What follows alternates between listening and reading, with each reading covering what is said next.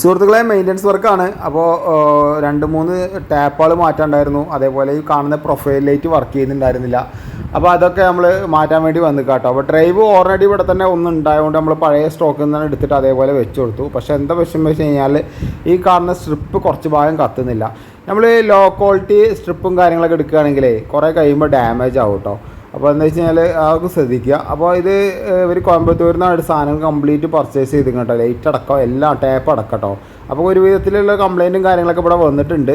അപ്പോൾ നമ്മൾ ആ ലൈറ്റ് അതേ സ്ട്രിപ്പ് തന്നെ വെച്ചിട്ട് ജോയിൻറ്റ് ചെയ്തു. കാരണം ആ സ്ട്രിപ്പ് തന്നെ കിട്ടണം, അത് കുറച്ച് ബാലൻസ് ഉണ്ടായിരുന്നു. അല്ലെങ്കിൽ എന്താ വെച്ചാൽ കളർ വ്യത്യാസം വരും കേട്ടോ.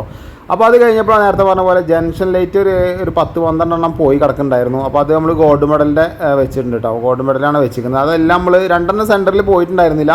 ഒക്കെ ഒരേപോലെ കത്തട്ട് വെച്ചിട്ട് നമ്മൾ കംപ്ലീറ്റ് ആയിട്ട് മാറ്റി കൊടുത്തു കേട്ടോ.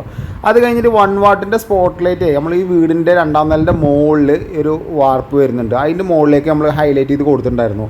അത് മിക്കവാറും ഒക്കെ പോയിക്കണം കേട്ടോ. അത് എന്താ വെച്ചാൽ അതിൻ്റെ വയറൊക്കെ പൊടിഞ്ഞു പോരുകയാണ്. അപ്പോൾ അതൊക്കെ മാറ്റി, നല്ല രീതിയിൽ വെയിലുണ്ട് കേട്ടോ. അപ്പോൾ അതെല്ലാം മാറ്റി കത്തിയ സമയത്ത് ഇതേപോലെയാണ് കത്തുന്നത് കേട്ടോ. കാണുമ്പോൾ ചെറിയ ലെവലിലേ കാണുള്ളൂ, പക്ഷേ രാത്രി നല്ല ലുക്കായിരിക്കും കേട്ടോ.